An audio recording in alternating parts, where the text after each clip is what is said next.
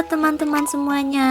Pada kesempatan kali ini, kami akan membahas mengenai isu konflik antara Ukraina dan Rusia.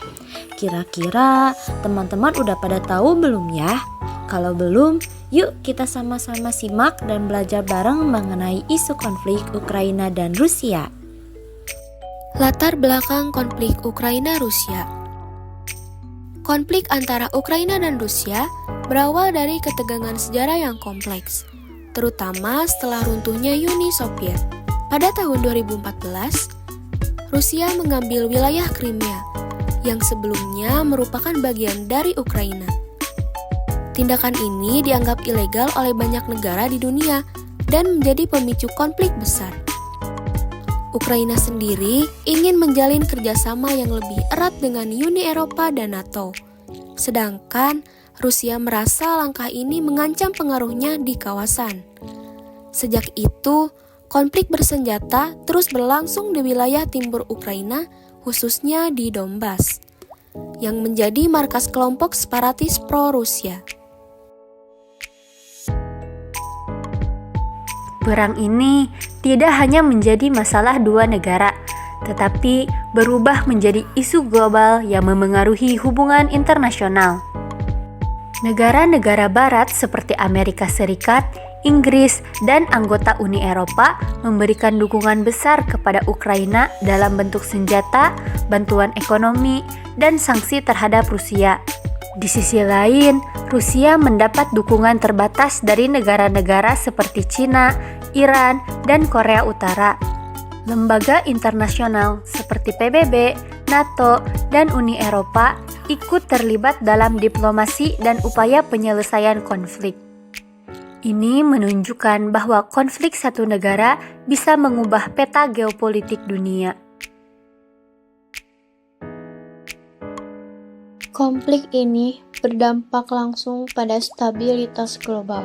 Salah satu kekhawatiran terbesar adalah kemungkinan perang meluas ke negara lain, terutama karena keterlibatan NATO dan potensi ancaman senjata nuklir.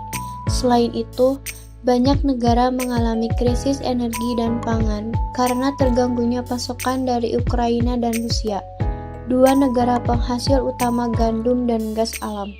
Serangan siber juga meningkat selama perang, tidak hanya di Ukraina, tapi juga menyerang infrastruktur digital negara-negara barat.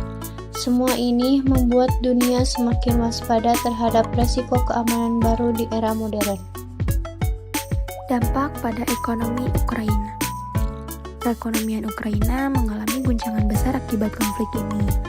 Industri-industri terpaksa berhenti beroperasi, ekspor terganggu, dan jutaan warga mengungsi ke luar negeri atau wilayah yang aman di dalam negeri. Inflasi meningkat, nilai mata uang jatuh, dan angka pengangguran melonjak. Meskipun bantuan dari luar negeri terus berdatangan, dibutuhkan waktu bertahun-tahun untuk memulihkan kondisi ekonomi negara ini. Dampak terhadap pembangunan infrastruktur. Sejak pecahnya invasi Rusia ke Ukraina pada tahun 2022, pembangunan infrastruktur di Ukraina mengalami kehancuran besar-besaran. Ribuan gedung, jalan, jembatan, serta fasilitas umum seperti rumah sakit dan pembangkit listrik rusak atau hancur total akibat serangan militer. Di Rusia, meskipun tidak terjadi pertempuran di wilayahnya, sanksi internasional menghambat proyek-proyek pembangunan karena terbatasnya akses pada teknologi, investasi, dan pasokan material dari luar negeri.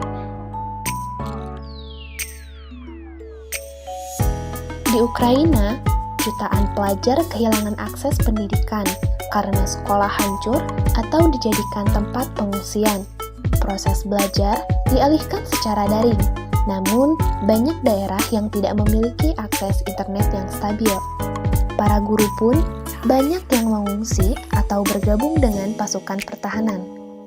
Di Rusia, sanksi ekonomi menyebabkan pemotongan anggaran pendidikan tinggi dan pembatasan kerjasama riset internasional, terutama di bidang teknologi dan sains.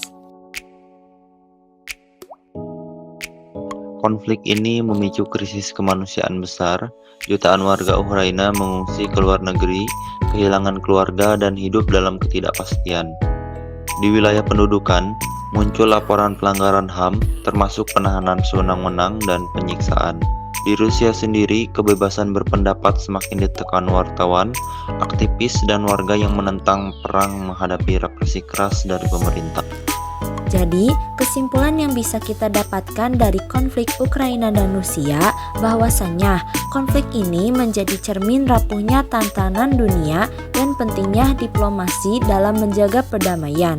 Dunia menyaksikan bahwa perang modern tidak hanya merusak secara fisik, tetapi juga menghancurkan masa depan generasi.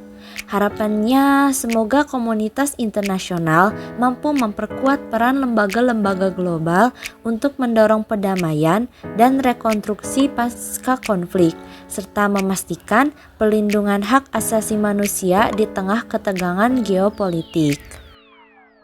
Terima kasih banyak ya teman-teman yang sudah menyimak sampai akhir. Semoga pembahasan kita hari ini bisa menambah wawasan dan bikin kita lebih peduli sama isu-isu dunia.